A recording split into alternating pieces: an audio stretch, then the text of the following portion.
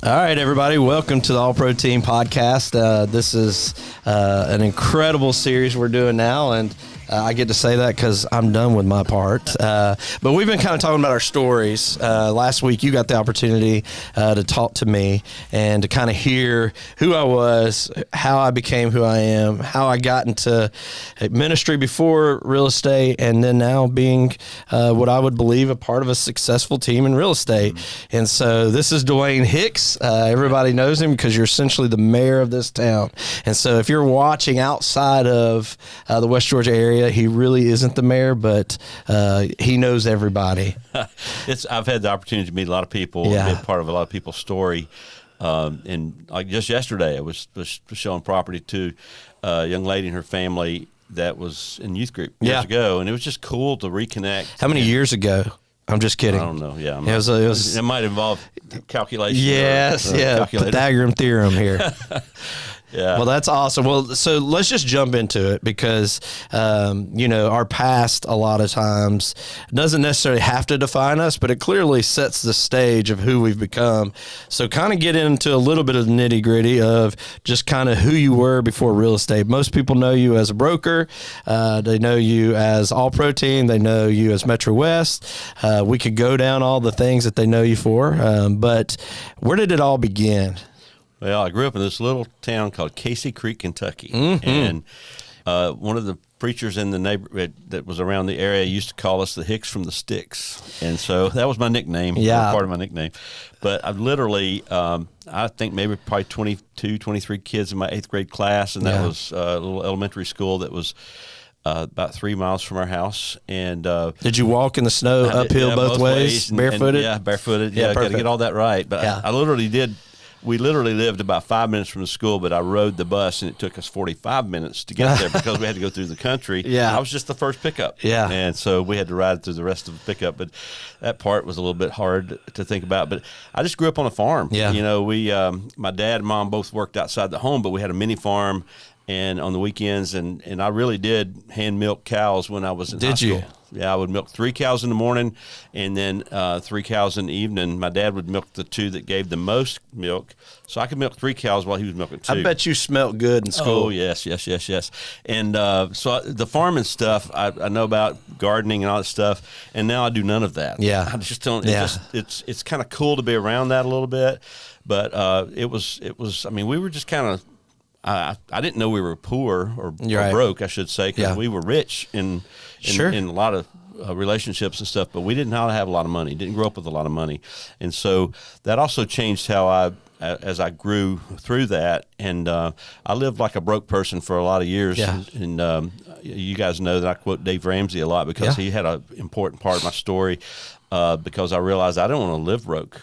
I want to not only have a rich life, I also want to have something left over at the end of the month. There was too much months for my money most of the time. Sure, so, that happens. Yeah, I learned a lot of things and learned to live differently, and so that I could live differently. So how you go from being born in Kentucky, small town, and I can't help. I mean, when you say Hicks of the Sticks, I mean, you just want to go there. You just want to because there's these button. names, like people say your last name back in the day was kind of the profession your family were a part of. So you were just always Hicks, which I just love. But so you left the Sticks, you ended up here in Georgia. How did that come about? Well, I went to Bible college because I wanted to be in ministry. Yeah. I remember feeling called. Our local preacher helped me preach my first sermon when I was like 12 years old or 13, something like that. He helped me write it, and I had I thought was like a lot. I thought this is going to be too long. And it was like 8 minutes or something. It was just like I just whipped on through it. But I was always involved in church, and I felt called into ministry, but I thought the Lord was calling me to a little church kind of like I grew up in. Sure, where you were the, you were the preacher and the youth minister, and sometimes the church secretary or whatever. So, but when I went to Bible college and had the opportunity for a weekend ministry, I was called to a youth ministry, and it was kind of like, for most people, a stepping stone into being a pastor or whatever. I fell in love with youth ministry. I'm where I'm supposed to be. And so literally did that for just over 20 years. That's considered lifer. Yeah, I kind of wanted to be one of these guys pushing a walker going to the lock-ins and stuff, but the Lord called me out of that and kind of released me from that, which I was really grateful because it was good, but I was getting old too at the same time. But 32, I forget how many years ago, I went through divorce. And talking about a hard part of your story, it's hard to walk through. That's a left turn right there. Oh, hard. It was a major hard left turn. Yeah. And it happened while I was here in Carroll County. And I can remember one of the highlight pain points was on Christmas Eve, dropping my kids at their mom's house, knowing I'm going to spend the day. It was Christmas Eve, and when you're bringing out the gifts and stuff, my life was just different. Wow, yeah. And that was a dark part of my journey, but the Lord again took something that was hard and broken. What a mess I was. I tell people that this is back in the day with VHS videos, and Kroger rented them. Yeah. I don't know if you remember that. I remember that, yeah. I think I watched every one of them because when I would go home, I was just, what are you going to do? Silent, man. Yeah. And I just was struggling. And I'm so thankful for people that came alongside me, kind of like what your story was. The minister I worked with, he was determined to help me through it. And he said, I don't care if you get a lot of work done because you're in a hard spot in ministry. He said, but I want you to show up every day. Yeah. And so I did. And a couple back when we had CDs before Apple Music or it's keep all this aging yourself. Stuff. That's right. I know. I keep aging myself. There was a song called "Jesus Will Still Be There" by Point of Grace. Wow. I listened to that over and over because I believed it and I wanted that. And then I listened to a song by Rich Mullins called "Hold Me, Jesus," and that was my prayer. That was how I functioned, how I got through it. And so even after that point, I spent I would say probably 6-7 more years in ministry. The church really helped me through that. Which is uncommon. Yes. Because a lot of times, obviously, you're damaged good. Especially in smaller towns. I mean, it's like, hey, you can't do this. You're but that's incredible. I remember the minister saying to the leadership at the church, if you guys let him go just because this happened to him, you're going to be looking for somebody to fill my spot because I'm not going to be part of this. And that set the tone. Praise God. Yes, and they believed in me. And I look back on that, as we reflect on where you've been, what you've been, that was huge, man. Yeah. Somebody fought for me. And then I've been able to help fight for other people who've been broken. And so I actually went into and got a counseling degree and working with adolescents. And that was huge, helping me help students and kids and the stuff and now I feel like I'm still leaning into that schooling and helping people in real estate, because if I don't hush and listen to their story and listen to their pain, their struggle, I don't have a clue how to help them. Right. It's not all about the number. Well, and it gives you purpose. I mean, you were probably in your darkest spot then, but it's amazing. And it really just, it is an incredible attribute of God to call us even in those hard spaces. I mean, we see it through Scripture, right? I mean, think about Abraham laying his son at an altar, all these things, but he takes those moments for you that you were probably thinking, I just want out of this moment, and creates purpose with it for you to use even today. Yeah, and one of the big lessons I learned was forgiveness. Oh, man, yeah. That was a hard thing to do, but the Lord made it easy for me to forgive my spouse, forgive people who harmed me along the way. Now I realize, I can't go undo that, but I can at least give up my right to strike back. And that was Billy Graham's definition of forgiveness, and I clung to it and still hold on to that. I'm giving up my right to strike back. Yeah. I'm going to let it go. And that doesn't mean I want to be best pals, but I'm not going to try to hurt you. Right. And so as a result today, when people hurt me, man, that recoil effect makes you want to just punch them. You gotta go get them. But Christ in me says, Dwayne, take a breath, take a step back. And so I really felt like when I went from being full-time in ministry to full-time in real estate, that I just shifted the audience a little bit. Yeah. Didn't change my values. I remember having a conversation with my kids, gathered up for a little family meeting, and said, I'm no longer going to be working at church. But isn't that tough? Yes. I did the same thing with my children, and they were like, what? Yeah. So I said, but in the morning, if you wake up in the early morning, I'll still be sitting in the chair. I'll still be reading the same Bible. Yeah, I'm still following the Lord. I'm not giving up on that. I'm just changing how I earn a living. Yeah. That's kind of how I present it to my kids. And so, and I feel like God has honored that. And I feel like I didn't really think, I wasn't smart enough to think that all these kids that were in my youth group would one day grow up and get married and have kids and need a house and, you know, have big families. So you weren't just farming during your youth ministry? No, yeah. But it's been a blessing. Some of them choose to use me and some don't. And it's totally good. But I want to bring my authentic self to each deal, each time I serve somebody. And I would never, ever want to intentionally harm anybody in any way in this arena. And I happened to, you know, when I first got in real estate, I kind of felt like realtors were like one step different than some slimy salesperson. And I just didn't care for that, man. It kind of hurt. And so I was determined to define who I was going to be and how I was going to serve. And I've been doing this 21 years now, or 22 years, I think. And so it's 20 years. Sorry, it was 03. Okay. So this is 23. So it's 20 years. So, but it's been a joy to help people along the way. Some people, the best thing I can tell them is just sit tight, don't sell. Yeah. And some people, you're not supposed to say that though. I know, not that. When you're a salesperson, you're not allowed to say we don't need to sell right now. Yeah, but I've got to let the Lord lead my conversations instead of Dwayne, a salesman. Yeah. And I always say all the time, real estate is a service industry. Amen. And it has a sales component, but it's really about serving people. And so that's kind of how I like to do it. And I think that's one of the things you and I really connect on and gel on is because of your ministry background.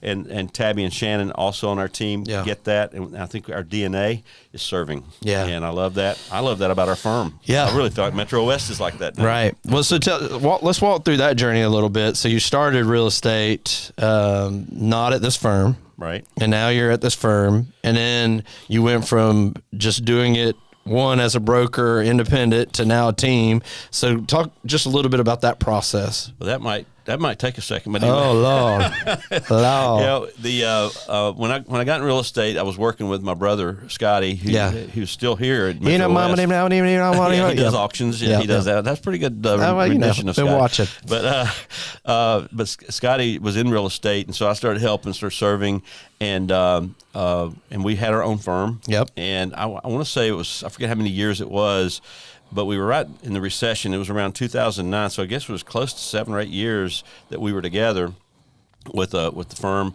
and it was called West Georgia Realty. Okay. And we had a conversation with another local broker who put us and Mick Connerly together to have a conversation about merging our companies because we were coming out of the recession where everybody just battered and bloody. Man, it was a rough, deep recession, and Mitt had been doing real estate so long, and I quickly learned, oh my, this guy has a lot to share with me, a lot to teach me.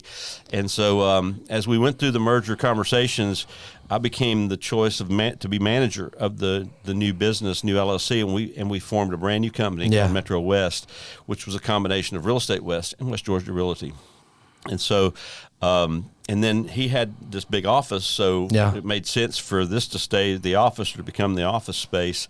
And so, and then we just had a great time together. 11 years of just him pouring into me and teaching me, and just we developed a really deep relationship. And then when he passed, I was able to acquire his part of the company, which is what he wanted. His wife made that clear to me, and it was just really a good transition. And I'm so thankful for the people we have here surrounding me, from our office manager to Jenny and Lauren, and then Mike, who does our property management. I feel like I can sleep at night when those guys are holding down those particular components. And so it's been really a blessing. It's sometimes a little crazy to think back how that journey happened. And I was just kind of wandering through it. I felt like with the Lord, I was just telling Tina even this morning that, you know, I want to do what the Lord wants me to do, whatever that is. Yeah. And so sometimes he makes it clear, and sometimes you got to kind of do a little digging and searching to find out where he's calling you to, what he's calling you to. But I'm convinced this is where I'm supposed to be. And all this other stuff in my life prepared me for such a time as this. That's right. I do believe that. And that's scripture. That's the story of Esther for sure. Yeah. But I think it's my story too. Yeah. And then All-Pro team. Oh, the All-Pro team. I work with... Because people ask all the time, well, why would you take on a team? You're doing this, that. Yeah. Well, but being the broker of Metro West has its own level of responsibilities and stress, for sure, because according to Georgia real estate law, I'm responsible for all the people that work here. God bless you. But also the other piece of it is I was getting so busy, I felt like I was losing phone numbers and when people were calling me, and man, that was just killing me. I didn't want to do that, and so that would keep me up at night. And so I went to this conference, and I'm a huge fan of the Buffini and Company and Brian Buffini, who teaches, and he said, when you're too busy, you need to start expanding into a team. And he had a model set up, and so I started that model. I started with Buffini and Company teams, and you came along right in that same time. It's God's timing is always so cool how it works out, and it just made sense. And now all of a sudden we have a system where if you call the All Pro team, we will not forget that you called. That's right. We'll work it. A lot of people still have my cell phone, and I still answer the cell phone because I want to serve people. But I do it with a team. So when people call me now, they have 4 people working with them. That's right. Not just me. And beautiful people, 4 beautiful people. Also, I'm turning 62 next month, actually. And so, but it's kind of crazy to think about. And life looks different at 62 than it did at 42. Which is kind of close to where you're at. That's where I'm at. Yeah. Thanks for bringing that up. Yeah, I'm sorry. Last week you said I was in my 30s and I felt really good. I was totally joking. That was totally satire. Wow. Yeah. That's true. That's okay, old man. That's okay. That's okay. But the thing that's cool about it is I feel like that when you're where you're supposed to be, it's almost like you feel harmony, or you feel a musical moment, if you will, where you go, man, this is the way it's supposed to be. This is what the Lord was doing with me all those times when I was meandering and bumping down the road and stuff. But even when I went through some dark times, and losing Mitt that was hard, man. Yeah. Golly, that hurt. And there's been other things hurt me along the way. But sometimes that pivotal point of the divorce was definitely the deepest, darkest pain I've ever been through. Yeah. But how I worked through that is also how I worked through all sorts of pain. Yeah. So it's the same way I hold on to the Master's hand. Yeah. Well, and I've got to witness that just with us dealing with people, because, a fortunate and unfortunate part of our business, we get to be in people's lives when they're going through divorces or going through hard times, and being able to, take your story and the grounds that God's built your life on, and know that wasn't in vain. That's right. That you can use that to help somebody else, like somebody helped you, is what we're here for. And if we had more of that in this world, I mean, the difference that could make. And we may not be able to change the whole world, but we could impact the world we have right here. Absolutely. Absolutely. Yeah, well, that's incredible, man. Thank you for your story. And again, we tell our stories because we want to be a part of others. And hopefully this starts a trend of like getting down to, if you're not going to talk about it, at least think about, man, who I was, where I am now, what that gap is. Truett Cathy, everybody knows his name, but he always held on this Bible verse talking about the name. And I think that at the end of the day it's more precious than gold. It's all we got, and I just want to tell you, brother, you've done a good job of holding the value of your name through your journey. And we can only hope that all of us do that. And hopefully as clients or friends or family, they feel like we're doing that too. And so, man, appreciate y'all taking the time watching this. Hopefully you'll share it, let other people know. We got a couple more weeks of these, so we're going to dabble into the girls on our team and hear a little bit about their stories and how they became where they are today. But until then, we'll see you next time. Thank you.